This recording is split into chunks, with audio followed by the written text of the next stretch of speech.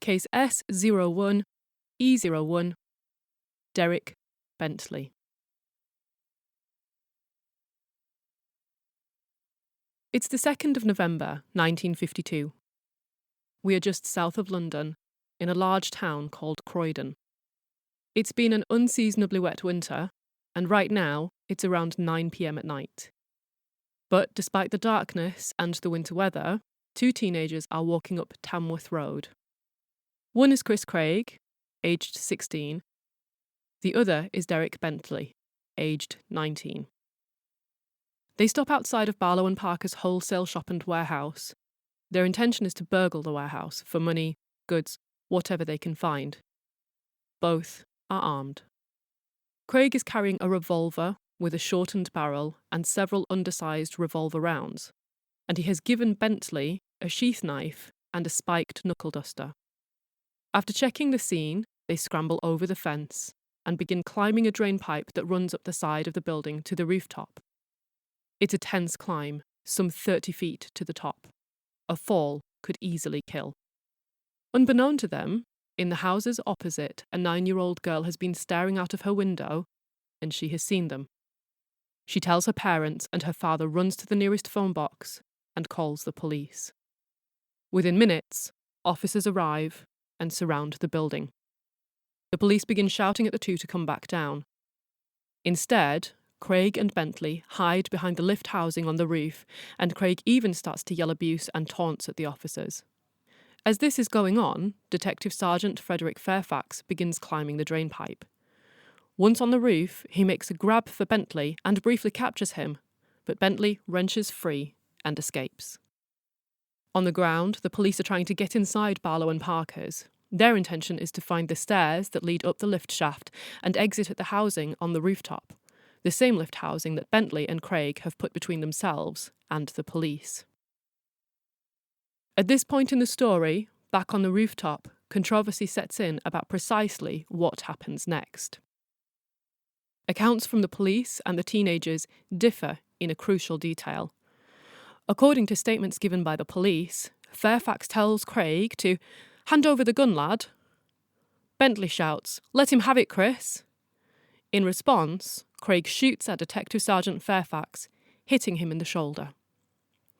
Later in court, both Craig and Bentley will strenuously deny that this phrase was ever uttered. However, we will deal with this controversy in due time. Back in the midst of what is now a gunfight, injured and at risk of being shot again, Fairfax makes a desperate move. He lunges and he manages to grab Bentley again, and this time he isn't letting go. Fairfax will later be awarded the George Cross, the UK's second highest honour, given for most conspicuous courage in circumstance of extreme danger. Now in custody, Bentley is entirely compliant. He tells Fairfax about the extra ammunition that Craig has for the gun, and he makes no attempt to use either the sheath knife or the knuckle duster that Craig gave him. On the ground, the police, who have been struggling in the dark and the cold against the locked windows and doors, have finally managed to get inside. A group of them are racing up the stairs. Craig is still shooting wildly. It is now around 15 minutes after Bentley supposedly shouted at Craig to let him have it. The first officer to burst out of the lift housing door and onto the roof is Police Constable Sidney Miles. Craig kills PC Miles with a single shot to the head. As the officers take cover, Craig continues shooting until finally his rounds are spent. He is now cornered. There is no safe way down. He can choose handcuffs and the mercy of the officers he has just taunted, shot at, and possibly even killed, or he can take another way out. Turning, Craig runs and leaps off the roof. As I've said, it is a 30-foot fall, 10 metres straight down, and he crashes onto a glass greenhouse. Incredibly, Craig survives the impact, but he is badly injured. He will later be found to have a fractured spine and a broken left wrist. For the police, however, the incident is now under control. The shooting is over, and both Craig and Bentley are in custody. Craig is taken to the hospital, and Bentley is taken to the police station. There, he gives a statement. A month after the failed burglary, on the 9th to the 11th of December 1952, both teenagers are tried for murder. Even though Craig pulled the trigger, even though Bentley was under arrest when PC Miles was killed, and even though this death occurred around 15 minutes after Bentley's alleged shout of "Let him have it, Chris," after only 75 minutes of deliberation, the jury finds both Craig and Bentley guilty of the murder of PC Sidney Miles. Because he is only 16 years old, Craig is classed as a minor. The maximum penalty that can be imposed upon him is a jail sentence at what is known as Her Majesty's pleasure. He will finally be released in 1963 after serving 11 years.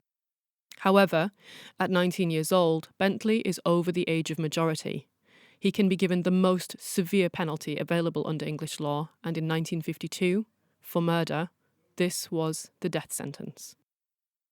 This news breaks across the country to widespread dismay. Bentley lodges an appeal. Politicians submit signed memoranda disputing the verdict. The public protest the trial outcome. Bentley's father makes a desperate visit to the Home Secretary, David Maxwell Fyfe.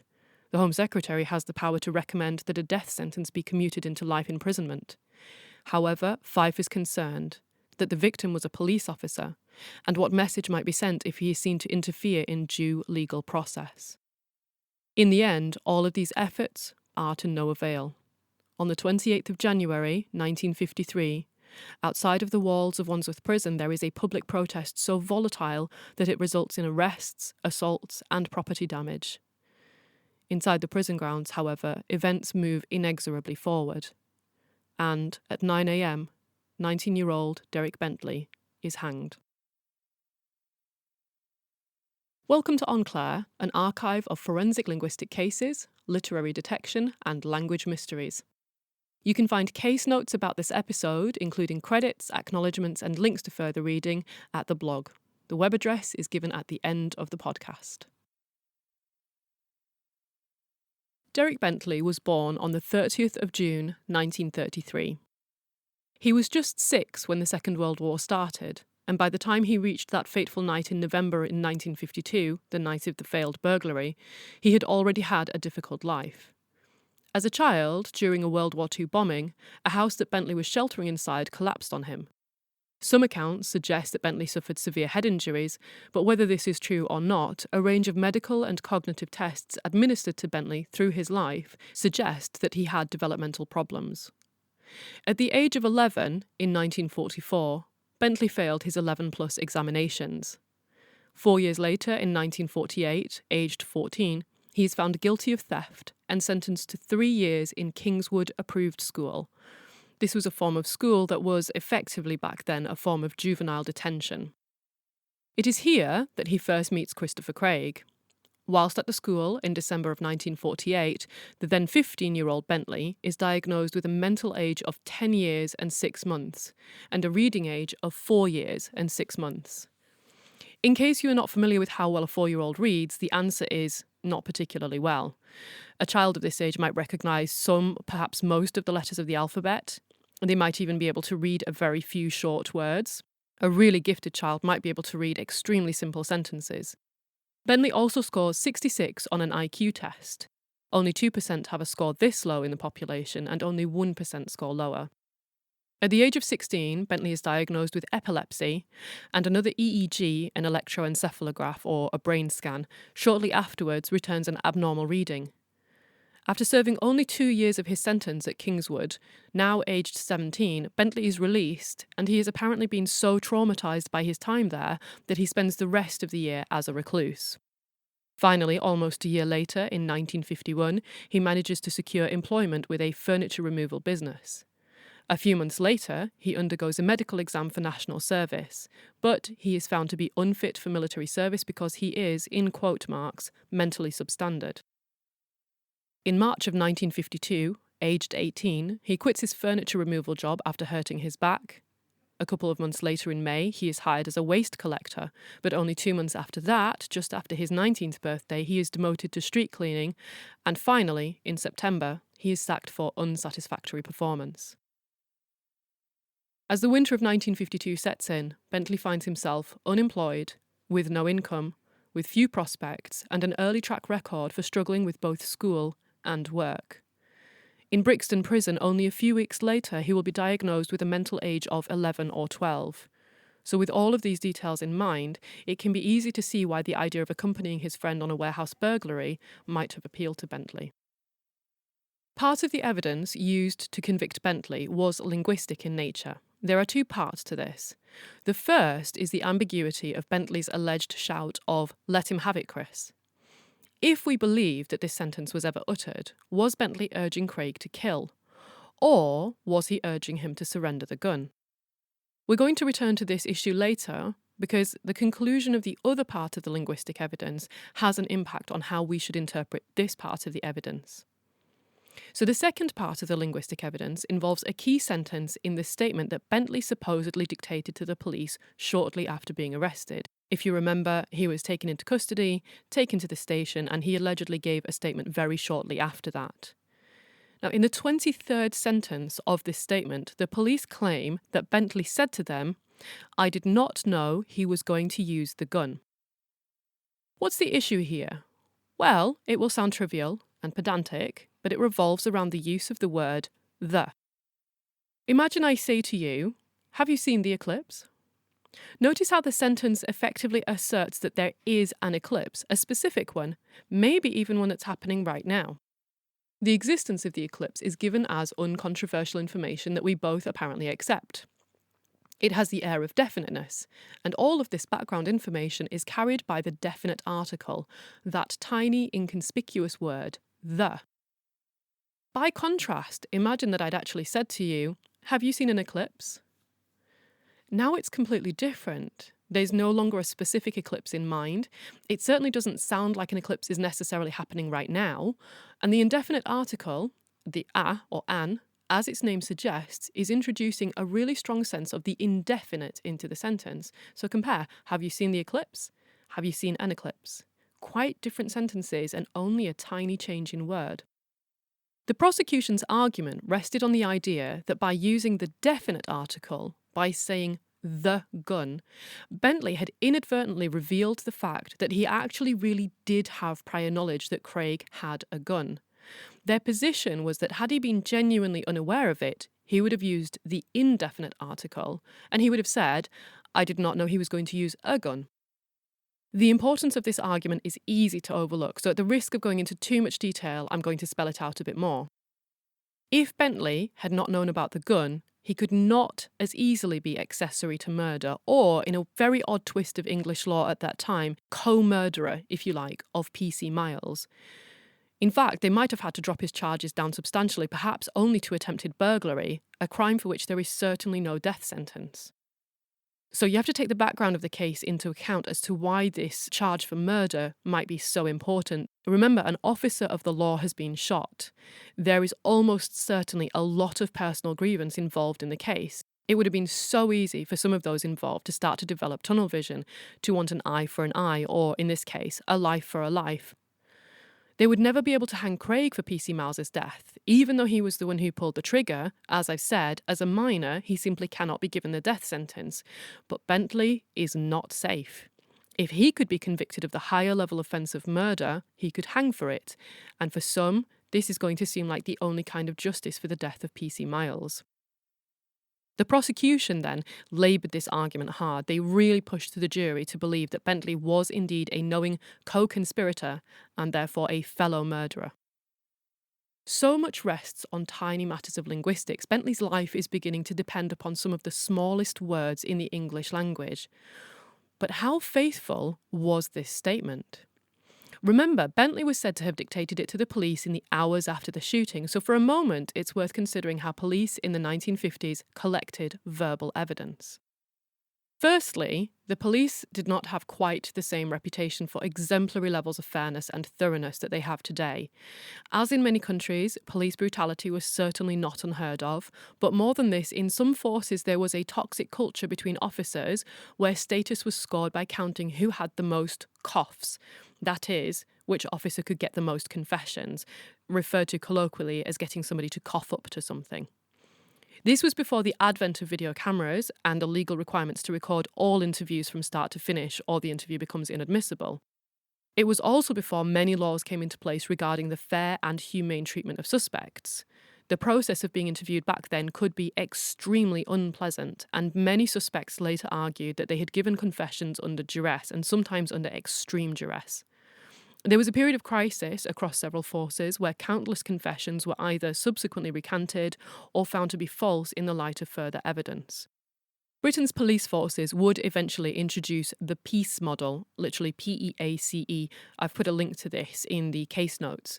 The PEACE model of interviewing suspects and witnesses in 1984. And this approach, which is collaborative and much more cooperative in nature, has proven eminently more successful in producing high quality information from interviewees, so much so that it has now been adopted in various forms across a number of countries around the world. But at the time of this case, we're in the 1950s, such enlightened ideas are 30 years away into the future. In short, we can't know for sure, but Bentley is not likely to have found his treatment at the hands of the police to be especially friendly. Any issues of coercion aside, what was the actual process for taking statements supposed to look like, on paper anyway? Well, in the 1950s, police procedure for collecting verbal evidence could take two directions. On the one hand, the police could conduct an interview, and this is a dialogue. So the officers were firstly required to write down their own questions longhand. This was obviously before the modern technology of tape recorders and so forth. And then, in the same way, they would write down the suspect's answers word for word directly underneath those questions. On the other hand, they could take a statement, or that is, a monologue. The suspect could either write this themselves, if they were literate, obviously, or they could dictate it to an officer who would write it out for them. The catch with this form of verbal evidence is that the officers were not to ask substantive questions. So they could say, can you repeat yourself, or could you slow down a bit? But they couldn't probe, direct, interrogate, or at least they shouldn't be otherwise steering the statement. It's worth noting here that whilst in Brixton Prison awaiting trial, Dr. Matheson, the principal medical officer, took a detailed history from Bentley. Dr. Matheson noted that Bentley cannot even recognise or write down all the letters of the alphabet. In other words, Bentley is almost entirely illiterate, so he would not have been able to write his own statements, but crucially, he would not have been able to read or check the accuracy of one written on his behalf. At the trial, 3 officers swore that Bentley's statement was of this second type, that it was an unaided monologue, that it was dictated to an officer who then wrote it out faithfully, word for word. Bentley, however, asserted that his statement was at least partially an interview-style dialogue. He said that questions had been put to him, and when he had given the answers, the words had been turned into a statement accredited to him as a monologue. So, for instance, an officer might have asked him, "Did you know he was going to use the gun?" Bentley would have replied, "No." And the officer would have written down, "I did not know he was going to use the gun."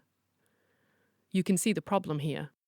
Bentley's life is currently in the balance over his supposed use of the word "the." But what if this was never his word in the first place? What if it belonged to an officer?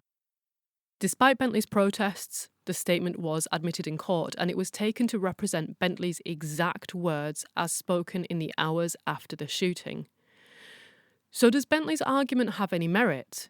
Is this, in fact, not a faithful account of his statement? Well, within it, we can actually find some evidence to support his claims. It's only a short document, 588 words or 44 sentences, and you can find the whole thing in the case notes at the blog, but I'll read some select parts of it now. Whilst listening to this, remember, it's supposedly been dictated by someone with a mental age of 10 or 11 and a reading age of around 4 years and 6 months. Chris Craig and I then caught a bus to Croydon. We got off at West Croydon and then walked down the road where the toilets are. I think it is Tamworth Road. When we came to the place where you found me, Chris looked in the window. There was a little iron gate at the side. Chris then jumped over and I followed. Chris then climbed up the drain pipe to the roof and I followed. Up to then, Chris had not said anything. We both got out onto the flat roof at the top. Then someone, in a garden on the opposite side, shone a torch up towards us. Chris said, "It's a copper, hide behind here." We hid behind a shelter arrangement on the roof. We were there waiting for about 10 minutes. I did not know he was going to use the gun. A plainclothes man climbed up the drainpipe and onto the roof. The man said, "I am a police officer. The place is surrounded." He caught hold of me, and as we walked away, Chris fired. There was nobody else there at the time. The policeman and I then went round a corner by a door. A little later, the door opened and a policeman in uniform came out. Chris fired again then, and the policeman fell down. I could see that he was hurt, as a lot of blood came from his forehead just above his nose. The policeman dragged him round the corner behind the brickwork entrance to the door. I remember I shouted something, but I forgot what it was. So there's a little bit that comes before this excerpt and a little bit that comes after, but as I said, you can read the rest of it in the case notes if you're interested. So within this statement, what might we focus on to question its veracity? Well, one of the most prominent features, to a linguist at least, is the use of the temporal then. In fact, then actually occurs 11 times in this statement. Now, initially, you would be forgiven for thinking, well, yes, of course it does. He's recounting a chronological sequence of events. It's very useful to put in little linguistic markers that make the ordering of the events as clear as possible. Then is an excellent, very simple way of achieving this. But when we look at other genuinely monologic witness statements, we start to see how odd the frequency of this word is. As part of a later appeal, forensic linguist Malcolm Coulthard undertook a formal analysis of Bentley's statement and compared it with two other sets of data. On the one hand, he gathered 3 ordinary witness statements, so 1 from a woman in the Bentley case and 2 from men in unrelated cases, and this came to some 930 words. And on the other hand, he gathered 3 statements by police officers, 2 from the Bentley case and 1 from an unrelated case, and this came to some 2,270 words. Additionally, as an external measure, he also compared Bentley's statement with CoBuild. This is a giant data set, and within it there is around 1.5 million words of spoken English. Now, in the current legal climate, in the 2018s, 1920s, where we are right now, standards of evidence and proof are climbing ever higher, and rightly so. If we were to apply today's standards of evidence to this, we could poke several holes in the datasets, but remember, research has moved on quite a bit since this was done. So issues that you might look at with these data sets and maybe want to challenge and develop further would be, they're all very tiny. So it would be nice if we had larger data sets, the same kinds of things, but much bigger, so that we can just check and make sure there's no anomalous phenomena going on here that is spoiling our results. Another issue would be that if the police interfered in Bentley's statement, what's to say that these other witness statements have not also been tampered with? So if this practice was going on more broadly, then you might actually just now have a corpus of other tampered statements that you're comparing with Bentley's. Another issue would be that different officers might have very different styles, and the 3 police officers that Coulthard chose for his police data set might not reflect whoever supposedly interfered with Bentley's statement. And there are other issues besides, but I want to stress that this was one of the earliest recorded uses, if not the earliest, of forensic linguistics being used in the courtroom, and with continued practice, inevitably there have been huge advances and improvements, both in the field of forensic linguistics and in the field of corpus linguistics. So, even though there are these limitations that these days we might really tackle and try to improve, even with those in mind, Coulthard found some very compelling results that I think are really worth taking note of.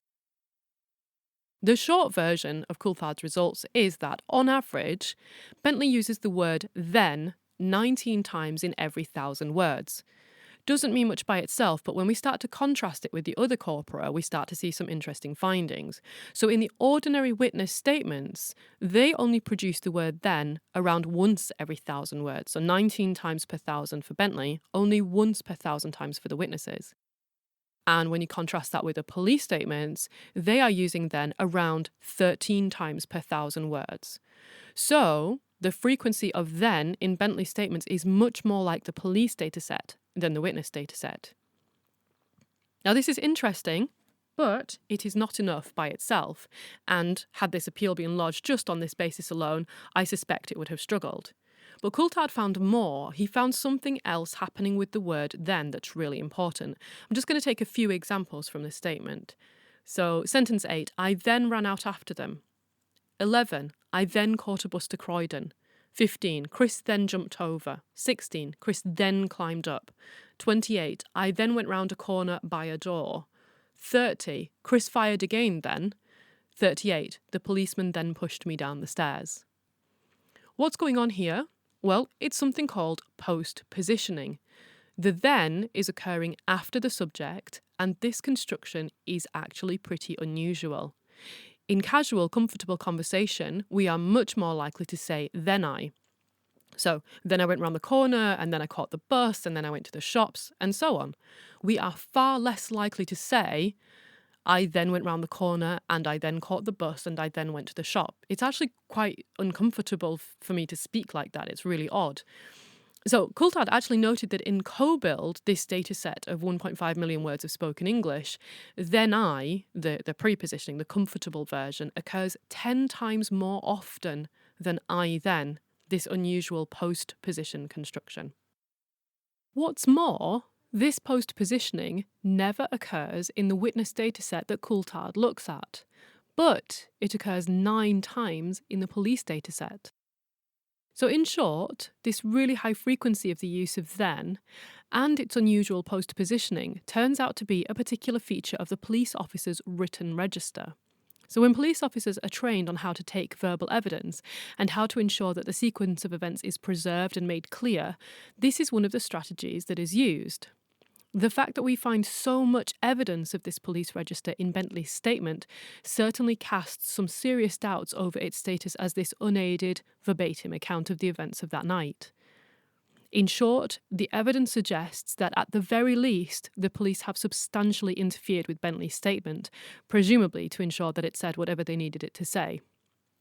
This takes us back to sentence 23, where Bentley supposedly said, "the gun." We now have compelling evidence to suggest that this definite article was never Bentley's word in the first place. And if you cannot trust the officer's claims, made under oath, that Bentley's statement was a faithful account of his words — remember, 3 officers swore that this was a faithful account of his words — if you can't trust that statement, can you trust their assertion that Bentley shouted, "Let him have it, Chris"? Remember, this is an aspect of the case that Chris Craig continues to deny to this day. Bentley's family spent the next 45 years campaigning for justice. Their aim was to have the guilty verdict quashed and Bentley fully pardoned. In the 1970s, when Bentley's parents pass away, his sister continues the fight. In July of 1993, Bentley's family achieve a royal pardon. This is not a legal pardon, however. It is effectively a way of saying you are forgiven by the Crown, rather than saying we no longer believe that you were guilty. Unsurprisingly, this is not enough, and Bentley's family carry on with their campaign. However, in 1997, Bentley's sister, Iris, dies of cancer. Undeterred, her daughter Maria takes up the fight. As part of the appeal, Malcolm Coulthard's forensic linguistics analysis is presented, and his view that Bentley's statement has been interfered with by the police is taken into consideration. Then, in 1998, when the case is reviewed further, after criticising his predecessor's summing up, Lord Chief Justice allows the appeal. Finally, on the 30th of July 1998, 45 years after his execution, Derek Bentley's conviction for murder is quashed, and he is fully pardoned. On Claire is entirely researched, narrated and produced by me, Dr. Claire Hardacre. However, this work wouldn't exist in its current form without the prior effort of many others. You can find acknowledgements, references, sources and citations for those people at my blog. Also there you can find data, links, articles, pictures, older cases and much more besides. The address for the On Claire blog is wp.lancs.ac.uk/onclaire, all one word. Or you can follow the podcast on Twitter at _OnClaire. Or if you'd like, you can follow me on Twitter as well at Dr. Claire H.